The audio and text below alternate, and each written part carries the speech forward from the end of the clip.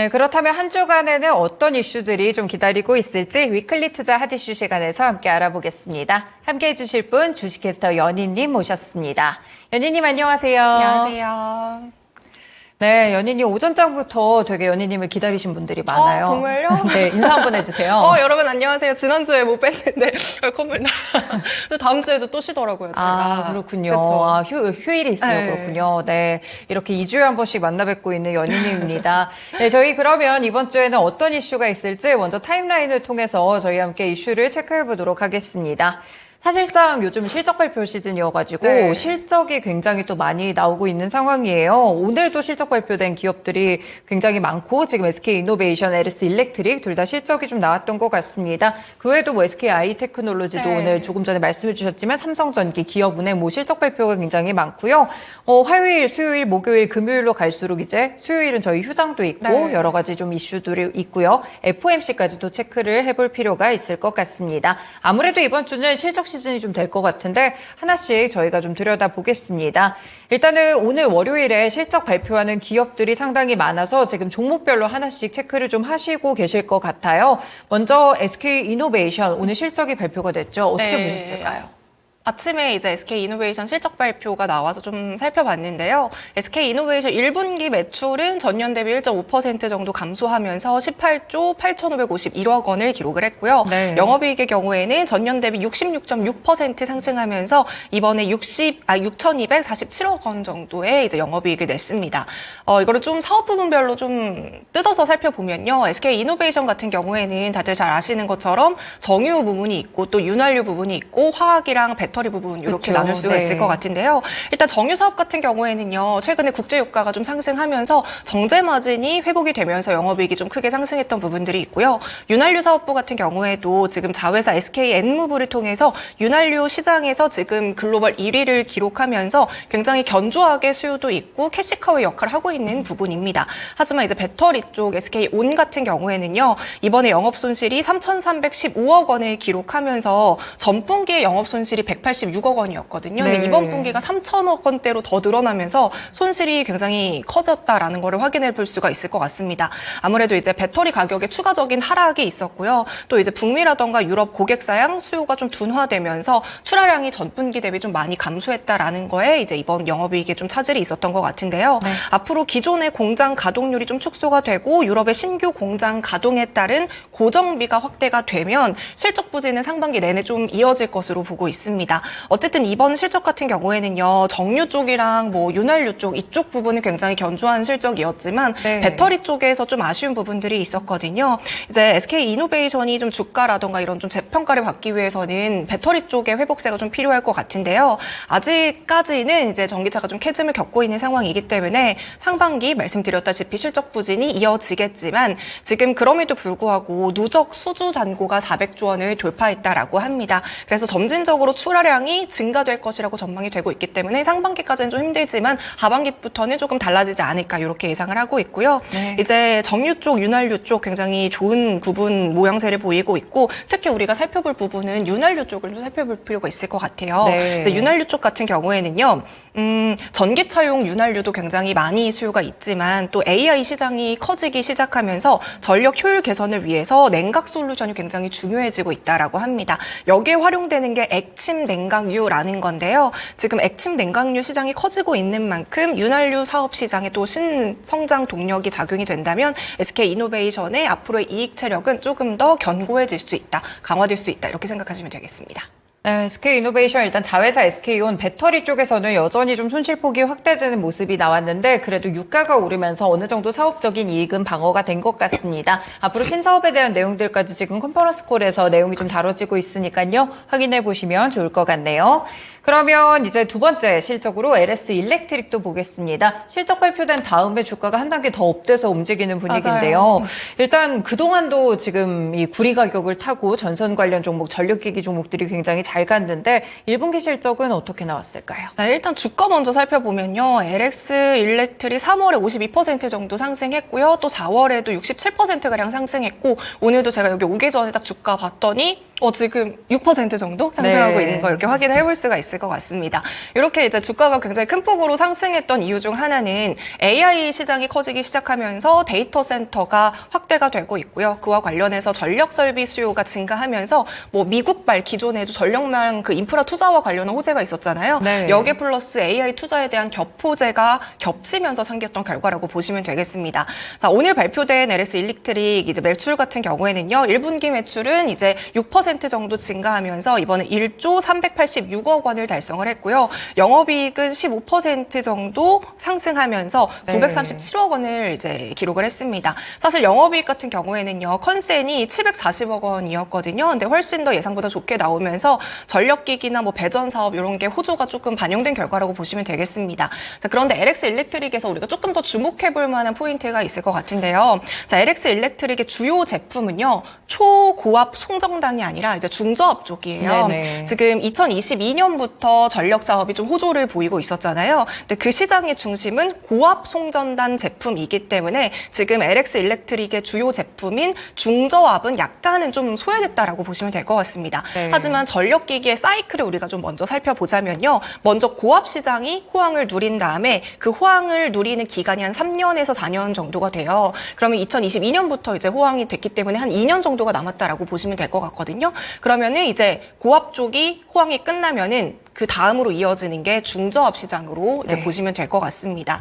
자, 그러면 이제 고압 시장의 호황은 2년 정도가 남은 상황이고 이제 한 2년 뒤로부터는 LX 일렉트릭의 본격적인 제품 중저압 관련한 이제 제품들도 주목을 받게 되면 지금보다 훨씬 더 매출 규모는 폭발적으로 상승할 수 있다. 이렇게 생각하시면 될 것 같고요. 네. 하지만 이제 중저압 제품 같은 경우에는요. 매출 규모가 고압보다는 좀 적다고 보시면 될 것 같습니다. 하지만 수요처는 훨씬 더 다방면이기 때문에 전체 전력기기 한 80%를 차지하고 있기 때문에 이런 부분에서는 훨씬 더 수익성을 끌어올릴 수 있는 존재가 될 수 있다고 보시면 될 것 같고요. 어쨌든 이 배전 사이클, 송배전 사이클을 이해하신다면은 중저압은 아직 호황이 오지 않은 상황이기 때문에 조금 더 잠재력이 높은 기업이다 이렇게 보시면 되겠습니다. 네, 중저압 배전 시장으로 조금 더 포지셔닝이 돼 있는 그런 기업이라는 점 설명을 드렸습니다. 그리고 다시 한번 일정을 좀 살펴보시면 사실 내일에도 굉장히 실적 발표가 많은데요. 그 가운데 이제 국내 기업에서 주목해 볼 만한 점은 바로 삼성전자의 확정 실적이 발표가 됩니다. 이때는 이제 섹터별로 어떤 부문별로 어떻게 실적이 나왔는지 반도체에 대한 흐름을 조금 더 자세하게 알 수 있을 것 같은데요. 이번에 SK하이닉스 굉장히 좋았잖아요. 네. 삼성전자도 기대가 될까요? 맞습니다. 이제 4월 5일에 삼성전자가 1분기 잠정 실적을 발표를 했습니다. 이제 그때 발표된 잠정 실적은 삼성전자의 매출이 71조 원을 기록을 했고요. 영업이익은 6조 6천억 원이었는데요. 이 영업이익을 좀 보시면 전년 동기 대비 무려 931%나 증가하면서 굉장히 수익성이 많이 개선됐다라는 걸 확인을 해볼 수가 있습니다. 하지만 이때는 이제 잠정 실적이었고 이번에 발표되는 이제 확정 실적에서는 과연 이렇게 영업이익이 많이 개선이 됐는데 네. 그 중에서도 반도체 쪽의 개선이 얼마나 이루어졌느냐 이거를 많이 이제 궁금해하실 것 같은데요. 말씀해주신 것처럼 지난주에 이제 SK 하이닉스의 실적 발표가 있었습니다. SK 하이닉스가 발표했던 1분기 매출액은 12조 4,296억 원이었고요. 영업이익의 경우에는 2조 8,860억 원으로 이제 집계가 되면서 매출은 지난해 1분기 대비 144% 증가했고요. 영업이익은 전년 동기에는 적자였는데 이번에 흑자로 전환이 되면서 네. 역시나 SK 하이닉스도 이제 1분기 기준으로 굉장히 최대 규모의 실적을 발표한 바 있습니다. SK 하이닉스가 이번에 실적 굉장히 좋았잖아요. 그렇죠. 왜 좋았는지 살펴봤더니 결국엔 반도체 쪽이 굉장히 많이 개선이 됐습니다. 아시는 것처럼 HBM 굉장히 많이 잘 팔렸고요. 고부가 가치의 메모리 판매가 굉장히 크게 늘었다는 게 주요했던 점이고 네. 또 이제 낸드 사업의 경우에도 기업용 SSD 이쪽의 수요가 늘어나면서 흑자로 전환을 했어요. 자, 이렇게 SK 하이닉스가 반도체 업황 개선으로 깜짝 실적을 냈는데 자, 그러면 삼성전자도 반도체 사업부의 실적 개선이 얼마나 됐을지 이걸 굉장히 많이 기대하실 것 같아요. 네. 지금 시장이 예상하는 바로는 삼전이 한 6조 6천억 원의 영업이익을 냈다라고 말씀을 드렸잖아요. 이 중에서 DS 이제 반도체 사업부에서 2조 원대의 영업이익을 봤을 것이다라고 예상을 하고 있습니다. 네. 작년 1분기에 영업이익 반도체 쪽 실적이 4조 5,810억 원 영업 손실을 기록했거든요. 근데 이번에 예상하는 게 2조 원대의 흑자를 예상을 하고 있다라고 했잖아요. 그러면 6조 원 이상 개선된 수치예요. 수치예요. 굉장히 많이 그렇죠. 개선된 네. 수치이기 때문에 굉장히 이제 반도체 업장이 점점 좋아지고 있다라는 것들을 우리가 확인해 볼 수 있을 것 같고요. 지난해 말을 기준으로 30조 원 넘게 쌓여 있었던 반도체 재고도 지금 차차 해소되고 있는 추세입니다. 그래서 이번에 삼성전자도 그렇고 SK 하이닉스도 그렇고 이번 1분기 어닝 서프라이즈를 시작으로 이제 AI 수요도 강세가 쭉 이어지게 된다면 본격적으로 반도체 회복 사이클에 진입했다라고 판단을 할 수가 있겠습니다. 내일 삼성전자에 대한 확정 실적 좀 분분별로 살펴보실 필요가 있을 것 같습니다. 오늘 주가는 좀 하락하고 있는데 과연 이 부분이 선반영된 것일지 혹은 다시 한번 내일 기대감을 받을 수 있을지 보시면 좋을 것 같네요.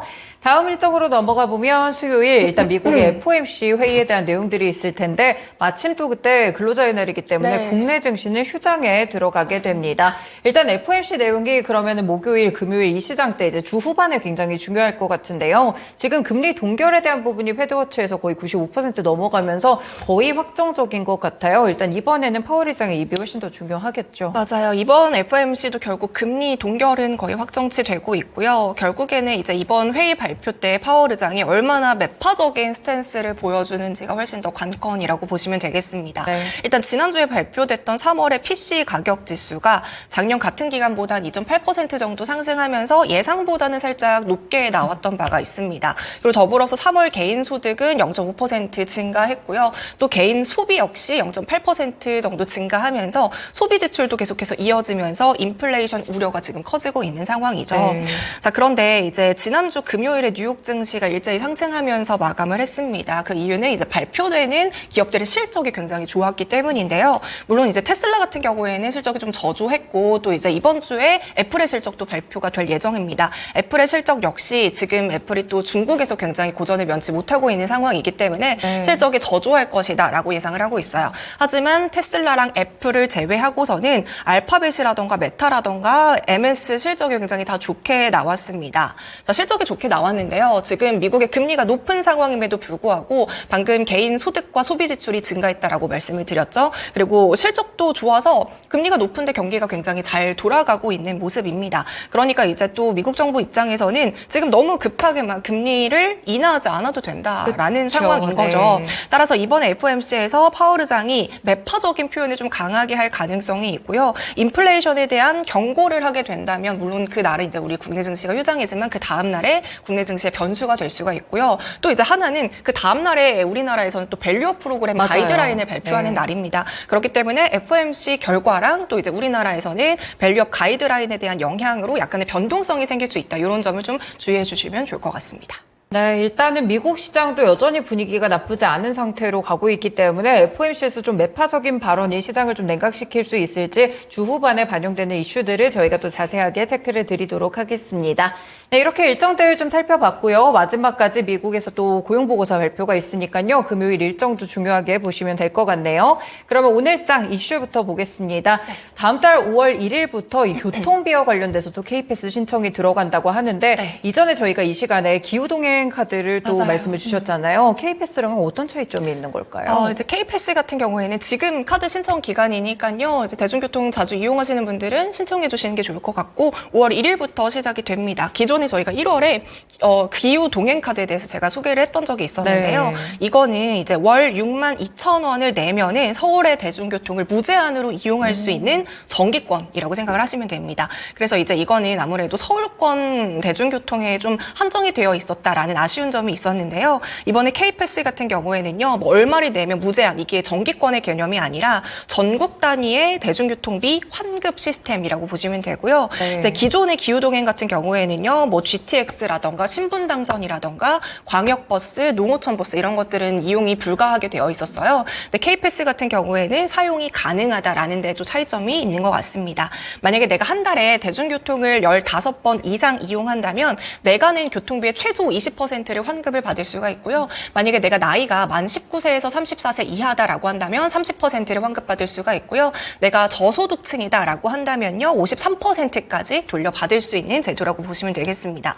결국에는 이제 뭐 직장인분들도 그렇고 대학생분들, 학생분들도 거의 매일매일 이제 대중교통을 타시잖아요. 그렇기 네. 때문에 발급받는 게 무조건 좀 이제 환급받을 수 있는 방법이라고 보시면 될 것 같고요. 어쨌든 우리가 최소 20%만 환급을 받는다라고 하더라도 내가 한 달에 10만 원의 교통비를 낸다면 그래도 2만 원을 돌려받을 수 있기 때문에 꼭 신청하시는 게 좋을 것 같습니다. 하지만 이제 환승을 많이 하시는 경우도 있잖아요. 근데 그렇죠. 이제 그 탑승 횟수의 경우에는 60회로 좀 제한된다라는 거 참고를 해주시고요. 이거 신청 방법은 그냥 뭐 신한은행이라던가 여러 카드사, 10개 카드사에서 이제 카드를 신청하고 나서 K패스 이제 어플 홈페이지에 들어가가지고 가입을 하시면은 바로 네. 사용이 가능하거든요. 그래서 이렇게 가입을 하시면 되고요. 근데 이제 우리 기존에 알뜰 교통카드라고 있었던 거 아시죠? 근데 그거 같은 경우에는 이제 K패스가 시작이 되면서 5월 1일부로 폐지가 됐고요. 네. 알뜰 교통카드는 아무래도 출발하고 도착할 때 어플을 켜가지고 찍어야 된다는 좀 불편함이 있었습니다. 그래서 이런 것들을 개선하기 위해서 K패스로 변경이 되는 거고요. 기존에 알뜰 그 교통카드 사용하시는 분들은 그대로 이제 그 전환동의 신청하시면 네. 바로 사용할 수 있으니까 이렇게 사용하시면 되겠습니다. 네, K패스가 또 시작된다는 점 5월 1일부터 함께 체크해 드렸고요. 더 경기 패스, 인천 아이패스 이런 것들도 있던데 이거는 서울이랑 좀 다르게 다른 지역에서 쓰이는 걸까요? 이것도 이제 더 경기 패스, 인천 아이패스도 똑같이 K패스가 맞습니다. 하지만 기존의 이 K패스의 지역 확장판이라고 생각을 하시면 될 것 같은데요. 네. 제가 앞서서 K패스는 한 달에 15번 대중교통을 이용하면 환급을 해주는데 대신에 이용횟수는 60회라고 정해져 있다고 말씀을 드렸습니다. 하지만 이제 인천이나 경기 지역의 K패스는 60회를 초과하더라도 지자체에서 추가적으로 돈을 지원을 해줘가지고 이제 무제한으로 사용을 할 수가 있고요. 또 나이 제한 같은 경우에도 제가 앞서서 만 34살까지만 네네. 30%라고 했는데 이제 경기 패스 같은 경우에는요 39살까지 이렇게 늘렸고요. 또 인천 같은 경우에는 아무래도 이제 노년층이 많이 살고 있다 보니까 65세 이상의 노년층도 똑같이 청년과 같이 30% 환급을 해준다 이렇게 생각을 하시면 되겠습니다. 그럼 이 K패스는 또 따로 가입을 해야 되느냐라고 생각을 하실 것 같은데요. 그냥 제가 앞서서 말씀드렸던 K패스 홈페이지에 들어가셔서 가입을 할 때 내 주소가 경기도 또는 인천이면 자동으로 지역으로 가입이 되는 거예요. 네. 그렇기 때문에 그냥 이제 뭐 따로 가입을 하는 게 아니라 똑같이 K패스를 가입하더라도 자동으로 내가 경기에 살면은 경기패스로 가입이 되니까요. 이렇게 쉽게 생각해 주시면 될 것 같습니다. 네, 알겠습니다. 이렇게 교통비를 또 아낄 수 있는 알뜰 꿀팁까지 함께 연결해 드렸습니다. 연희님 오늘 말씀 여기까지 듣겠습니다. 고맙습니다. 네, 이렇게 위클리 투자 핫이슈 시간에서 한 주간의 이슈와 더불어서 이 알뜰 꿀팁까지 함께 전해드렸습니다. 주식캐스터 연희님과 함께했습니다. 지금까지 다양한 투자 판단에 도움이 되는 말씀들을 함께 전해드렸는데요. 특정 종목의 상승 하락을 보장하지는 않습니다. 시장의 중심 여기서 마치겠습니다. 남은 오후장도 투자 잘 하시길 바라겠습니다. 고맙습니다.